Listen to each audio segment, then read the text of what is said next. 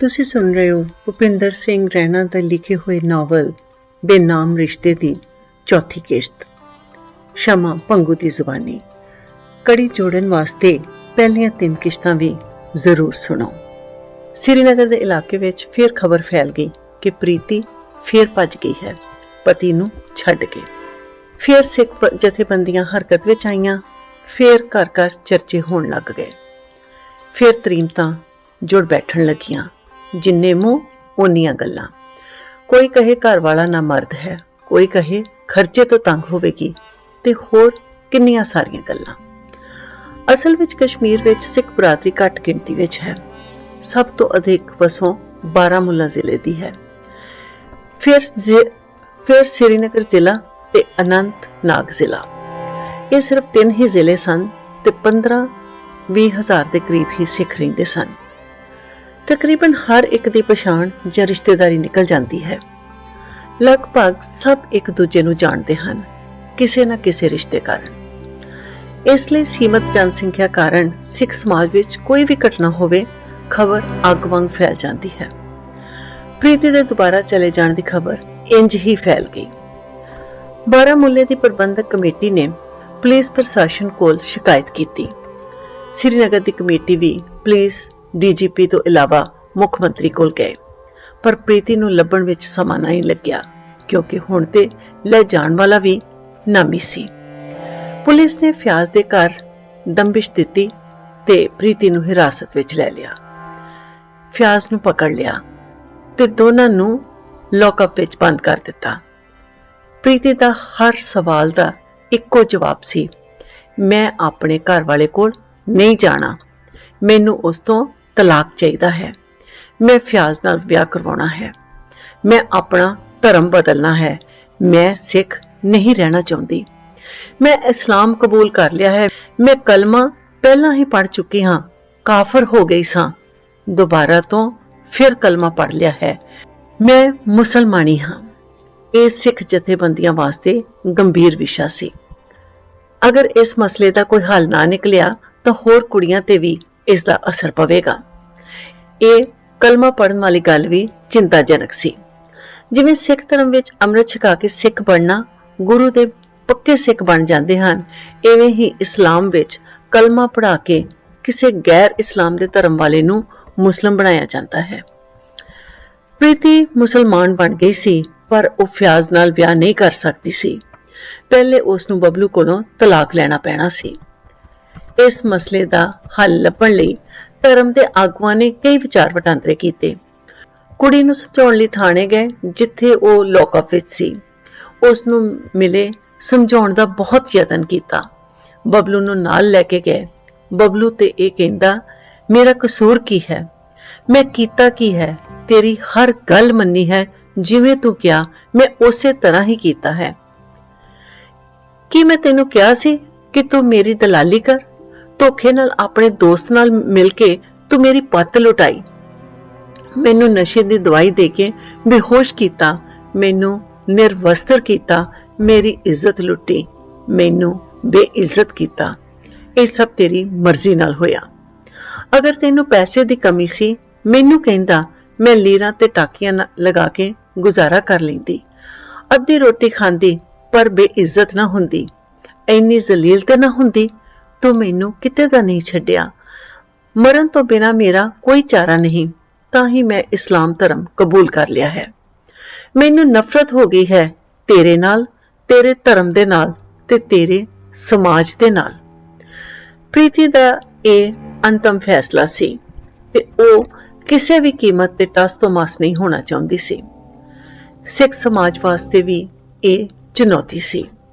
ਧਾਰਮਿਕ ਆਗੂਆਂ ਵਾਸਤੇ ਵੀ ਚਿੰਤਾ ਦਾ ਵਿਸ਼ਾ ਸੀ। ਕੁਝ ਦਿਨ ਨਜ਼ਰਬੰਦ ਵਿੱਚ ਰੱਖਣ ਤੋਂ ਬਾਅਦ ਧਰਮ ਸਭਾ ਵਾਲਿਆਂ ਨੇ ਪ੍ਰੀਤੀ ਨੂੰ ਆਪਣੇ ਸੰਰਖਣ ਵਿੱਚ ਲੈ ਲਿਆ।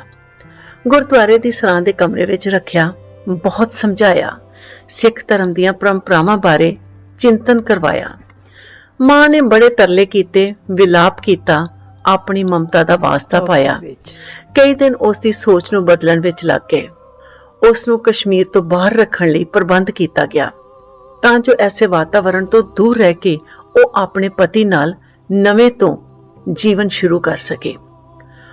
ਉਧਰ ਬਲਬੀਰ ਉਰਫ ਬਬਲੀ ਦਾ ਪਰਿਵਾਰ ਵੀ ਬਹੁਤ ਸਦਮੇ ਵਿੱਚ ਸੀ। ਉਸਦੇ ਪਿਤਾ ਬਹੁਤ ਗੁਸੈਲ ਸਨ ਤੇ ਘਰੋਂ ਬਾਹਰ ਨਹੀਂ ਨਿਕਲ ਸਕਦੇ ਸਨ। ਬਬਲੂ ਲਈ ਘਰ ਆਉਣ ਦੀ ਹਿੰਮਤ ਨਹੀਂ ਸੀ। ਕਿਸ ਮੂੰਹ ਘਰ ਆਉਂਦਾ, ਕਿਵੇਂ ਪਿਤਾ ਦੇ ਰੂਬਰੂ ਹੁੰਦਾ। ਗਲਤੀ ਉਹਦੀ ਆਪਣੀ ਸੀ। ਪਿਤਾ ਦੇ ਲੱਖ ਵਾਰ ਮਨਾ ਕਰਨ ਤੇ ਵੀ ਉਹ ਬਾਜ ਨਹੀਂ ਸੀ ਆਇਆ। ਜ਼ਿੱਦ ਨਾਲ ਵਿਆਹ ਕੀਤਾ ਸੀ। ਪ੍ਰੀਤੀ ਨੂੰ ਵੇਖ ਕੇ ਹੀ ਉਸਦੀ ਸੁੰਦਰਤਾ ਤੇ ਲੱਟੂ ਹੋ ਗਿਆ ਸੀ। ਆਪਣੇ ਦਿਲ ਦਾ ਚੈਨ ਤੇ ਸਕੂਨ ਗਵਾ ਬੈਠਾ ਸੀ। ਕਈ ਰਿਸ਼ਤੇਦਾਰਾਂ ਤੇ ਸਾਕ ਸੰਬੰਧੀਆਂ ਦੇ ਸਮਝਾਉਣ ਤੇ ਵੀ ਨਹੀਂ ਸਮਝਿਆ ਸੀ।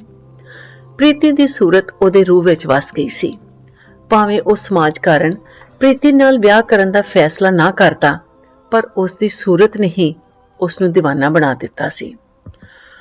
ਉਸ ਦੇ ਪਿਤਾ ਨੇ ਉਸ ਨੂੰ ਚੇਤਾਵਨੀ ਦਿੱਤੀ ਸੀ ਕਿ ਜਿਹੜੀ ਕੁੜੀ ਆਪਣੇ ਮਾਂ-ਪਿਓ ਦੀ ਇੱਜ਼ਤ ਨੂੰ ਕਲੰਕ ਲਾ ਕੇ ਦੂਸਰੇ ਧਰਮ ਦੇ ਮੁੰਡੇ ਨਾਲ ਭੱਜ ਗਈ ਸੀ, ਉਸ ਤੇ ਕਿਵੇਂ ਯਕੀਨ ਕੀਤਾ ਜਾ ਸਕਦਾ ਹੈ? ਕੀ ਭਰੋਸਾ ਹੈ ਉਹ ਫਿਰ ਨਾ ਐਵੇਂ ਕਰ ਲਵੇ? ਇਸ ਝੂਠ ਨੂੰ ਘਰ ਨਹੀਂ ਲਿਆਉਣਾ। ਮੈਂ ਆਪਣੀ ਨੂੰਹ ਨਹੀਂ ਬਣਾਉਣੀ। ਦੁਨੀਆ ਦੀਆਂ ਨਜ਼ਰਾਂ ਮੇਰੇ ਘਰ ਉੱਤੇ ਟਿਕੀਆਂ ਰਹਿਣਗੀਆਂ। ਲੋਕਾਂ ਨੇ ਬਾਹਰ ਮੂੰਹ ਨਹੀਂ ਕੱਢਣ ਦੇਣਾ। ਥੋੜੇ ਚਿਰ ਬਾਅਦ ਸਭ ਠੀਕ ਹੋ ਜਾਏਗਾ ਬਾਪੂ। ਬਲਬੀਰ ਨੇ ਆਪਣੇ ਪਿਤਾ ਨੂੰ ਭਰੋਸਾ ਦਿਵਾਉਣ ਦਾ ਯਤਨ ਕੀਤਾ ਸੀ। ਸਵਾ ਠੀਕ ਹੋਏਗਾ। ਜਿਸ ਤ੍ਰੀਮਤ ਨੂੰ ਕਿਸੇ ਹੋਰ ਮਰਦ ਦੀ ਲੱਤ ਲੱਗ ਜਾਏ, ਉਹ ਸੁਧਰ ਨਹੀਂ ਸਕਦੀ।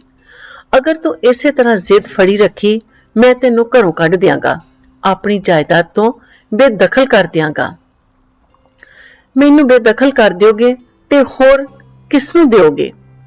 ਤੁਹਾਡਾ ਇਕੱਲਾ ਇਕੱਲਾ ਪੁੱਤਰ ਹਾਂ। ਤੁਹਾਡੀਆਂ ਉਮੀਦਾਂ ਦਾ ਮੈਂ ਹੀ ਤਾਂ ਵਾਰਸ ਹਾਂ।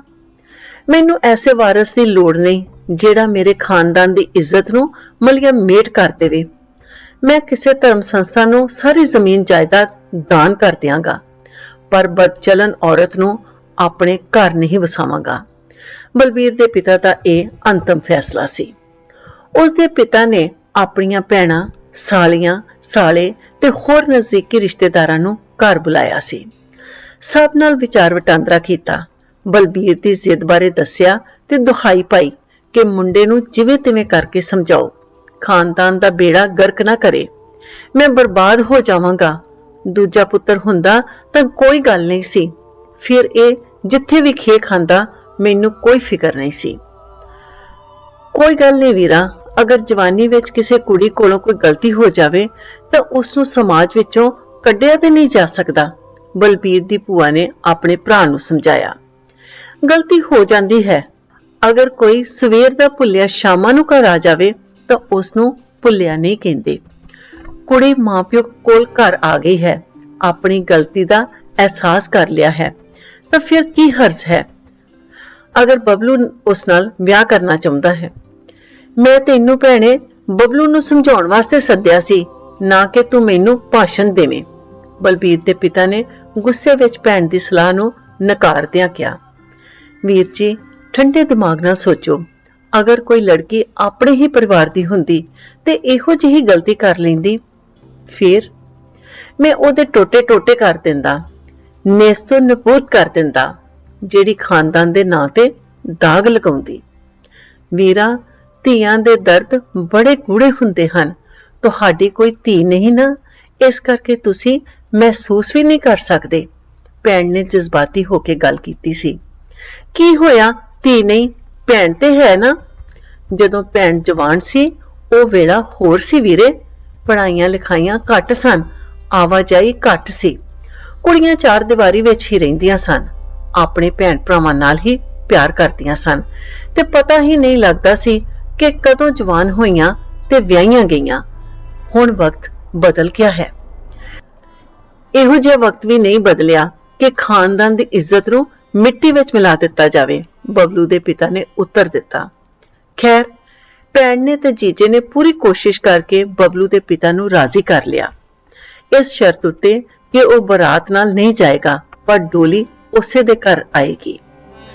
ਪਿਤਾ ਦੇ ਇਸ ਫੈਸਲੇ ਨੇ ਬਲਬੀਰ ਦੇ ਜੀਵਨ ਵਿੱਚ ਇੱਕ ਨਵੀਂ ਖੁਸ਼ੀ ਤੇ ਚਾਅ ਪੈਦਾ ਕਰ ਦਿੱਤਾ। ਉਸ ਦੀਆਂ ਉਮੀਦਾਂ ਨੂੰ ਨਵੇਂ ਪਰ ਲੱਗ ਗਏ। ਉਸਨੇ ਮਨ ਵਿੱਚ ਕਈ ਵਿਉਂਤਾਂ ਬਣਾਈਆਂ ਸਨ। ਪ੍ਰੀਤੀ ਨੂੰ ਲੈ ਕੇ ਮਨੋ ਮਨ ਪ੍ਰੀਤੀ ਉਹਦੇ ਜੀਵਨ ਵਿੱਚ ਵਸ ਗਈ ਸੀ।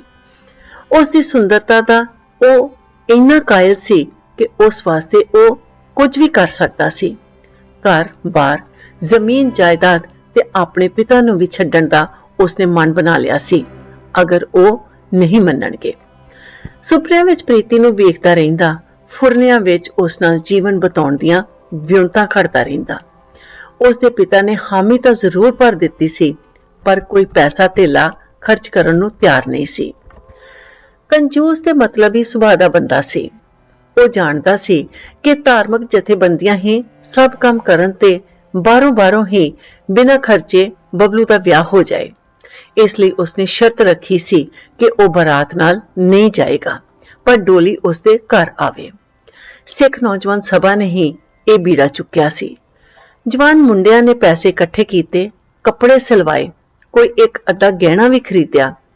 ਕੁਝ 2-4 ਪਤਵੰਤਿਆਂ ਨੂੰ ਨਾਲ ਲੈ ਕੇ ਜੰਝ ਬਣ ਕੇ 2-3 ਟੈਕਸੀਆਂ ਦਾ ਪ੍ਰਬੰਧ ਵੀ ਕੀਤਾ। ਉਹ ਵੀ ਕੁਝ ਸਿੱਖ ਟੈਕਸੀ ਵਾਲਿਆਂ ਨੇ ਕਿਰਾਇਆ ਲੈਣ ਤੋਂ ਬਿਨਾਂ ਯੋਗਦਾਨ ਦਿੱਤਾ ਤੇ ਜੰਝ ਸ੍ਰੀਨਗਰ ਲੈ ਗਏ ਤੇ ਬਲਬੀਰ ਸਿੰਘ ਉਰਫ ਬਬਲੂ ਦਾ ਵਿਆਹ ਪ੍ਰੀਤੀ ਨਾਲ ਹੋ ਗਿਆ ਤੇ ਉਹਨਾਂ ਦੇ ਜੀਵਨ ਦੀ ਨਵੀਂ ਸ਼ੁਰੂਆਤ ਹੋ ਗਈ, ਜਿਸ ਦੀ ਪ੍ਰੀਤੀ ਨੂੰ ਘੱਟ ਉਮੀਦ ਸੀ। ਇਸੇ ਬੇਨਾਮ ਰਿਸ਼ਤੇ ਦੀ ਚੌਥੀ ਕਿਸ਼ਤ ਤੇ 5ਵੀਂ ਕਿਸ਼ਤ ਬਹੁਤ ਜਲਦੀ ਲੈ ਕੇ ਹਾਜ਼ਰ ਹੋਵਾਂਗੇ।